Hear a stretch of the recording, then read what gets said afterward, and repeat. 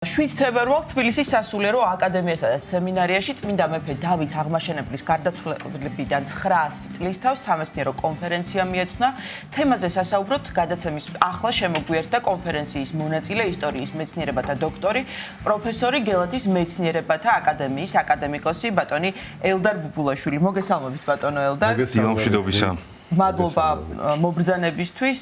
ვუთხრათ მაყურებელს, რომ კონფერენციის მომხსენებლები ასევე იყვნენ მიტროპოლიტი ანანია ჯაფარიძე, ისტორიის მეცნიერებათა დოქტორი, პროფესორი სერგო ვარდოსანიძე, თბილისის სასულიერო აკადემიისა და სემინარიის ისტორიის კათედრის, საქართველოს ისტორიის კათედრის ხელმძღვანელი, ისტორიისა და თეოლოგიის დოქტორი და ქალბატონი ლელა ხაჩიძე, პროფესორი, თბილისის სასულიერო აკადემიისა და სემინარიის ქართული ენისა და ლიტერატურის კათედრის ხელმძღვანელი და თქვენ ბრძანდებოდით ასევე. ზოგადად კონფერენცია გახსნა მისასალმებელი სიტყვით თბილისის სასულიერო აკადემიისა და სემინარიის რექტორმა პროტოპრესვიტერმა გიორგი ზვიადაძემ და აი როგორ ჩაიარა, ვინ ესწრებოდნენ ამის შესახებ რომ მოგვითხოთ და კონფერენციის მნიშვნელობაზე რომ გვითხრათ ასევე რამდენიმე სიტყვა, შემდგომ უკვე თქვენს მოხსენებას შევახერხებთ. ძალიან საინტერესოა თვითონ რომ ეკლესიის წიაღში კერძოდ კი თბილისის სასულიერო აკადემიაში ჩატარდა დავით აღმაშენებლის გარდაცვალების 9 წლის თავისადმი მიძღვნილი სამეცნიერო კონფერენცია.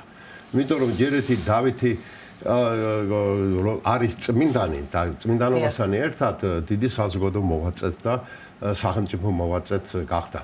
ამ კონფერენციის ჩატარება თბილისის სასულიერო აკადემიის კედლებში მნიშვნელოვანი არის. ამით სასულიერო აკადემია აგრძელებს იმ გზას, რომელიც პატრიარქმა თბილისის სასულიერო აკადემიის დაარსებისთანავე დაუსახა მას მიზნად. და ეს საინტერესოა. რაც შეეხება თვითონ კონფერენციის ჩატარებას, ძალიან მნიშვნელოვანი იყო, რომ კონფერენციას ესწრებოდა არა მარტო თბილისის სასულიერო აკადემიის პროფესორ მასწავლებლები, სტუდენტები, არამედ მოწვეული სტუმრებიც იყვნენ კონფერენციაზე. მეუფე ანანიას მოხსენება ეხებოდა ეკლესიისა და სახელმწიფოს ურთიერთობას დავით აღმაშენებლის დროს. ქალბატონ ლელა ხაჩიძის მოხსენება ეხებოდა დავითის გალობანის სინანულისათვის სახვისმეტყველო ანალიზს.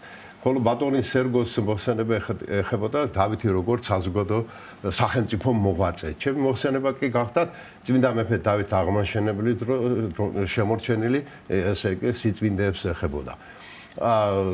თავისთავად ძალიან მნიშვნელოვანი იყო, რომ ამომწურავი პასუხი გაეცა დავითის მრავალმხრივ და მრავალფეროვან მოღვაწეობას. და შემსმენელთა დიდი მოწონებაც ესე იგი დაიმსახურა. რაჭირვეთ თქვენს მოხსენებას უშუალოდ თქვენ ბრძანეთ აღნიშნეთ, რომ ჩემს მოხსენებაში ყურადღება იქნა გამახვილებული დავით აღმაშენებლის დროს არსებული სიწმინდეების შესახებ. გარდა ამისა, ყურადღება გავამახვილეთ თვითონ ზოგადად დავითის მოღვაწეობის შეფასებას.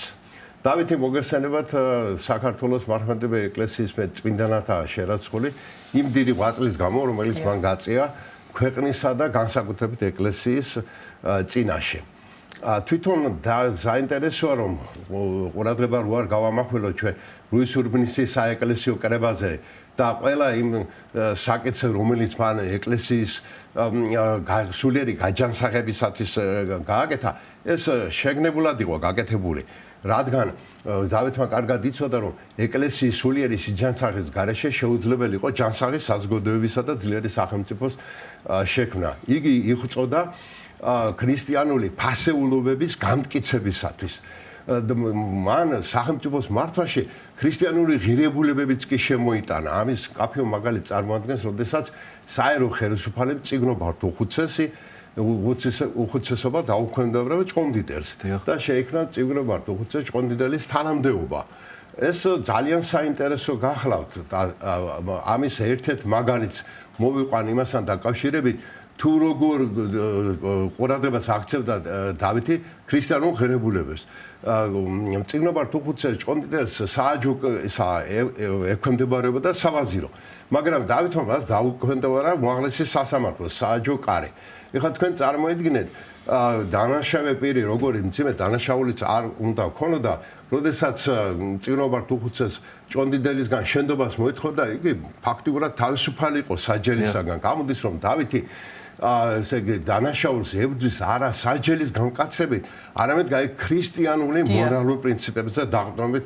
ეს სახელმწიფოსათვის ძალიან კარგი იყო, თუმცა დავითი არ ერიდებოდა იმასაც, რომ როდესაც ქვეყნის ინტერესები მოითხოვდა, ესე კაცად დაესაჯა ესე ქვეყნის ორგულები და ასე შემდეგ. ამის უამრავი მაგალითი გვაქვს ჩვენ. რაც შეეხება თვითონ წმინდანობის საკითხს, თულუდი შეირაცხა დავითი წმინდანად, ქართულ წყაროებში ამის შესახებ ზუსტი ცნობები არ გვაქვს. ბოლო პერიოდში გაჩნდა ასეთი მოსაზრება, რომ თითქოს დავითი წმინდანად უნდა შეერაცხულიყო იმ დროს, როდესაც იგი გადაასვენეს საკურთხეველში. ეს უნდა მომხდარიყო მე-16 საუკუნის შუახანებში, მაგრამ ვერ დავითანხმებით ამ მოსაზრებას. მართალია იგი გადაასვენეს არა იმის გამო, რომ ამ დროს შეირაცხა წმინდანად, არამედ რომ გადაასვენეს როგორც წმინდანი. იმიტომ რომ არ წაებილწათ მისი საფლავი უცხოელებს, მე-16 საუკუნის მეორე ნახევარში უკვე ოსმალები შემოდიან საქართველოში. უფრო ადრინდელია მისი წმინდანად შეერაცხა როგორც ბრძანება. უფრო ადრინდელი ჩანს. შესაძლებლად შეიძლება მივიჩნიოთ დავითის ზეწოდება აღმაშენებელი, მისი წმინდანობის მაჩვენებელი იყოს. თუმცა ჩვენ გვაქვს როდიდან იხსენიება როგორც აღმაშენებელი? პირველად იგი იხსენიება დღემდე მიკვლეული წყაროებით 1452 წლის აფშანდაძის და გვარისადმი ბოძებულ სასისხლო სიგელში. აქ იხსენება. მე-15 საუკუნიდან. ხო, ესე იგი, მაგრამ აშკარად ჩანს, რომ დავითი უფრო ადრე უნდა იყოს, ესე იგი, წმინდანად შერაცხული. შესაძლებელია გარდაცვალებიდან რამდენიმე ხნის, ესე იგი, შემდეგ. ქართულ წყაროებში დავითი ღვთისწორად არის მოხსენებული. ლუის ურბნისის საეკლესიო კრებაში, კრების ძეგლის წერაში წერია, რომ დავითი მამა ღმერთის მარჯვენ მდგომარე წარმოგვიდგება დავითი. ეს დავითის სიცოცხლეშია შედგენილი ლუის ურბნის საეკლესიო კრება, მაგრამ ჩვენი აზრით ეს ფრაზა ჩანამატი უნდა იყოს მისი გარდაცვალების, ესე იგი, შემდეგ. აი ასეთი არის თვითონ დავითის წმინდანობის ესე იგი საკითხი. დიახ, რაც შეეხება დავით აღმაშენებლის საფლავს, გელათშია დაკრძალული ყველა მითით, რა ადასტურებს, რა ცნობები ამ ფაქტს, იმიტომ რომ ამასთან დაკავშირებითაც რაღაც კითხვის ნიშნები ჩნდება ხოლმე. რა არის, იცით, არავითარი კითხვის ნიშნები არ იყო. დავითი გელათის მშენებლობა დაიწყო, მაგრამ მის სიცოცხლეში ვერ მოესწრო და გელათის ეზოში შესასვლელი იყო სამხრეთ კარიბჭიდან და სწორედ სამხრეთ კარიბჭეში არის დაკრძალული. დავითის გარდაცვალების შემდეგ 1130 წელს დამთავრდა გელათის სამონასტრო კომპლექსის შენებლობა. თვით გელათისადმი დავითის ინტერესი ძალიან დიდი იყო. აქ მან დაარსა 1106 წელს გელათის აკადემია. ეს იყო სასწავლო და სამეცნიერო ცენტრი. მოიწვია არსენი ყართოელი, იოანე პეტრიწელი, დიდი კულტურული საგანმანათლებლო მუშაობა გაიშალა აქ, ითარგმნა საღვთისმეტყველო ლიტერატურა და რაც მთავარია დავითის დაარსებულ გელათის აკადემიაში ჩამოყალიბდა ქართული საღვთისმეტყველო ტერმინოლოგია და მოგვიანებით გელათური სკოლა, აი სწორედ თქვენ წეხამ გალობლებმა შეასრულეს გელათური სკოლა, სწორედ გელათშია ესე იგი საგალობლები შექმნილი და ასე შემდეგ. ასე რომ გელათს ძალიან დიდ ყურადღებას აქცევდა. თვით დავითის შესახებ, რომ საფლავი გელათშია, ამაზე ეჭვი არასოდეს არ გაჩენილა. დავითი ნამდვილად გელათში არის დაკრძალული, მის გადასვენებაზეა ლაპარაკი საკურთხეველში, მის მიერ აშენებულ ღვთისმშობლის მიძინების ესე იგი ტაძრის საკურთხეველში. და საერთოდ საუკუნეების მანძილზე დავითის საფლავზე აღესრულებოდა ხოლმე ესე იგი პარაკლისი გადაიხდებოდა დავითის ხსენების დღეს. მაგრამ ავტოკეფალია როდესაც გააუქმდა საქართველოს ეკლესიის ავტოკეფალია, ესე ქართველი წმინდანების ხსენება აღარ ხდებოდა და ქართველი საზოგადო მოღვაწეები დავითის ან თამართან დაკავშირებით გელათში ხდიდნენ პარაკლისებს. და მე-19 საუკუნის 80-იან წლებში დავითი რო არ მივეწყებულიყო, დავით ღამბაშიძემ, დეკანოზმა დავით ღამბაშიძემ სხვაებმა დავითზე პატარა სტატიები გამოაქვეყნეს, მოაგროვეს თავი მოუყარეს იმ ხალხურ შემოქმედებას, რომელიც დავითის შესახებ, თამარის შესახებ არსებობდა და შემდგომ ოფიციალურად მოითხოვეს ეგზახოცისაგან ვლადიმერ ბოგოიევალენსკისაგან იგი 1892-98 წლებში იყო რომ ესე ოფიციალურად ეცნოთ დავითი და ქართველი წმინდანები. მაშინ მან განუცხადა ქართველ სამღვდელოებას რომ მომიტანეთ ოქმები, სადაც ესენი წმინდანებად არიან შერაცხული. მან ეჭვის ქვეშ დააყენა ეს საკითხი. რა თქმა უნდა, ასეთი ოქმები არ არსებობდა და ქართულ სამღვდელოებამ განუცხადა თვით ის ფაქტი, რომ ჩვენ საუკუნეების მანძილზე მათ ხსენებას აღვასრულებთ, ესეც უეჭველი, ესე იგი ამაზე უტყვარი დოკუმენტი არ არსებობს. და ძალიან საინტერესო ფაქტი გახლავთ ეს. ბატონო ელდარ, თქვენს მოხსენებაში ყურადღება გაამახვილეთ დავითის ისეთ სიწმინდეებზე, დავითის სახელთან დაკავშირებულ ისეთ ნივთებზე, როგორც არის დავითის ბეჭედი, ასევე ისეთ სიწმინდეებზე, როგორც არის საწინამძღოლო ჯვრები, პინაკი და ასე შემდეგ. აი რომ გითხრათ უფრო ვრცლად რომ მოგვიყვეთ. დიახ, დავითის ჰქონდა ერთი ძალიან კარგი წესი, როდესაც ეკლესია მონასტერი დაარსებდა, ოქრო ვერცხლის საბოძვართან ერთად მას უბოძებდა ესე სიწმინდეებს. და ძალიან განსაკუთრებით გელათში იყო ეს. გელათში ესე იგი არსებობდა თვითონ დავითის ბეჭედი. ეს ბეჭედი, ამ ბეჭედის დახასიათებას გვაძლევს დავით ღამბაშიძე. მე-19 საუკუნის 80-იან წლებში 1886 წელს მაგ სტატი პატარა წერილი აქვს გამოქვეყნებული ამ საკითხთან დაკავშირებით. ეს ბეჭედი იყო ესე იგი სახელმწიფო ბეჭდის ფუნქციას ასრულებდა. მასზე გამოსახული იყო წმინდა გიორგის გამოსახულება ფართან ერთად და მას ჰქონდა ესე იგი სანაწილი, რომელშიც მოთავსებული უნდა ყოფილიყო ძელი ცხოვრების ჯვრის ნაწილი და შესაძლებელია წმინდა გიორგის ეს ნაწილი. მაგრამ სამწუხაროდ ეს ბეჭედი 1904 წელს გაექურდა გელათი და დაიკარგა ეს ბეჭედი. ჩვენი კონდაკოვისა და დიმიტრი ბაქრაძის ლითოგრაფიულმა ფოტომ შემოგვინახა ამ ბეჭდის სურათი და აქედან ვიცნობთ ჩვენ მას. თვითონ დავითის გამოსახულებაზეც მინდა გკითხოთ ფოტოზე, აი ამასთან დაკავშირებით. კი ბატონო, ძალიან საინტერესოა ეს ფაქტი. ჩნდება და როდიდან გვაქვს დავითის გამოსახულება. ძალიან საინტერესოა.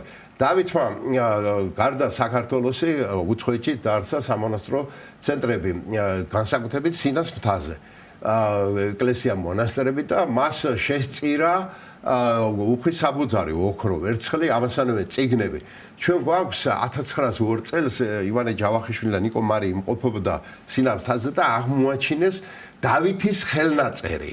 ერთ-ერთ წიგნზე აქ წერია რომ დავითი აღმაშენებელი არ არის ნახმარი სიტყვა.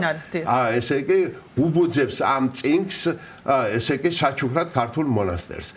ეს მონასტრები უკვე ჩვენთან ესე სინამდვილეზე აღარ არის, მაგრამ წმინდა ეკატერინეს მონასტერმა შემოინახა ძალიან საინტერესო მასალები. გარდა ამ ხელნაწერისა ჩვენ გვაქვს აქ ესე იგი წმინდა გიორგის ხატი, რომელზეც არის ასევე დავით აღმაშენებელის გამოსახულება. ამ ხატზე და აქვს ბერძნული წარწერა ქართველთა მეფე ესე ბაგრატოვანი და თარიღდება ეს ხატი 1104-1118 წლებით. ბუნებრივია რომ დავით აღმაშენებელი არის ამ ხატზე. ჩვენ გვაქვს ასევე მე-18 საუკუნით დათარიღებული ბოჭორმის წმინდა გიორგის ტაძრის სამხრეთ კედელზე დაზიანებული ფრესკა მოღწეული, თავი არ აქვს, მხრებია შემორჩენილი. ხელოვნებაცოდნე ქალბატონ ასმოთ ოქროპირიძის დასკვნით იგი დავის აღმაშენებლის ფრესკა უნდა იყოს. აგრეთვე გვაქვს ჩვენ დავით აღმაშენებლის ფრესკა, რომელიც მე-16 საუკუნით თარიღდება. ეს არის გელათში. თუმცა ხელოვნებაცოდნეები მიიჩნევენ, რომ გელათში დავით აღმაშენებლის მე-16 საუკუნის ფრესკასთან ადრე სხვა მისი ფრესკაც უნდა ყოფილიყო. სამწუხაროდ სხვა ცნობები ჩვენ არ გავგაჩნია. ეს არის ძირითადი მასალა, რომელიც ჩვენ გვაქვს. ეხლა მონეტებზეც არის დავით აღმაშენებლის მოგეხსენებათ მესიის მახვილად იწოდებოდა და სწორედ დავით აღმაშენებლის სპილენძის მონეტაზე არის.